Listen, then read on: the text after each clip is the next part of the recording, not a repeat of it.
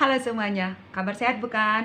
Kali ini judul renungannya adalah menjadi saksi itu tidak enak. Sebuah mobil bertabrakan dengan sebuah sepeda motor. Kita melihat sendiri kejadian itu. Untuk menyelesaikan perkaranya dibutuhkan saksi. Apakah kita mau menjadi saksi? Bisa jadi tidak sih. Agaknya banyak orang enggan mau menjadi saksi. Karena menjadi saksi itu merepotkan. Kita harus diambil sumpahnya. Kita diminta menjawab 1001 pertanyaan baik dari jaksa, polisi, pembela, juga hakim. Salah sedikit ucapan bisa jadi persoalan. Sudah itu kita merasa keselamatan kita terancam. Padahal kita tidak berkepentingan apa-apa.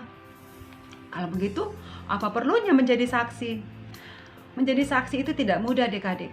Kita harus ingat apa yang kita lihat, apa yang kita dengar dan kita alami.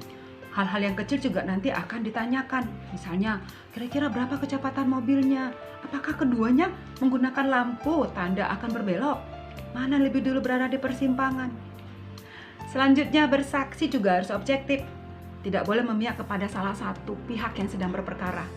Benar-benar hanya memberitahu apa yang dilihatnya tanpa memandang siapa yang sedang berperkara. Apakah itu temannya atau musuhnya? Kalau kesaksian kita merugikan satu pihak, bisa jadi terjadi bahwa kemudian kita ditimpa merasa bersalah. Hati nurani kita berbisik, gara-gara kesaksianku dia dirugikan. Lebih sulit lagi jika di kemudian hari ternyata kita keliru kesaksiannya. Lalu bagaimana? Apakah kita menarik kembali kesaksian itu?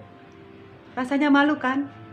Adik-adik, menjadi saksi tabrakan mobil dan sepeda motor saja sudah susah. Apalagi menjadi saksi untuk perkara yang lebih besar. Menjadi saksi bagi Kristus menyangkut perkara atau urusan yang sangat besar. Kita diangkat menjadi saksi atas hidup dan karya Kristus. Tuhan Yesus menegaskan murid-muridnya. Kisah Para Rasul 1 ayat 8. Kamu akan menjadi saksiku. Menjadi saksi Kristus pasti jauh lebih susah daripada menjadi saksi di ruang pengadilan. Bersaksi untuk Kristus bukan hanya bercerita dan berbicara, melainkan memperlihatkan sebuah gaya hidup. Lagi pula tujuannya berbeda. Bersaksi di pengadilan bertujuan meluruskan kebenaran. Namun bersaksi untuk Kristus jauh lebih luas lagi.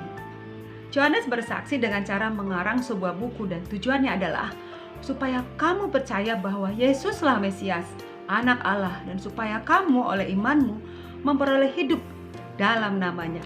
Yohanes 20:31. Coba kita perhatikan kedua tujuan itu, yakni supaya orang percaya dan supaya orang memperoleh hidup dalam Kristus atau memperoleh gaya dan mutu hidup Kristus. Apa itu gaya dan mutu hidup Kristus, Kak Masta? Beragam sekali. Sederhana, bersahaja, damai, teduh, adil, jujur, tidak pilih kasih, memaafkan, dan banyak lagi. Pertanyaannya, apakah semua itu bisa terlaksana? Apakah kita sendiri bergaya hidup seperti itu? Wah, semakin susah ya persoalan kita. Pokoknya adik-adik, untuk menjadi saksi Kristus tidaklah mudah dan tidak enak. Resikonya banyak. Kalau menjadi saksi tabrakan mobil dan motor saja bisa mengakibatkan kita dibenci, dicurigai, diancam. Apalagi menjadi saksi bagi Kristus. Lalu bagaimana? Asalkan kita berkata, tidak enak, tidak gampang. Aku cepat-cepat saja pergi dari sini, supaya jangan diminta menjadi saksi. Segampang itukah kita melarikan diri? Demikian renungan Kak Masta. Kita berdoa. Tuhan Yesus, jadikan kami saksi bukan saja melalui perkataan kami, tetapi juga dalam perbuatan kami setiap hari. Amin. Yesus memberkati. Shalom.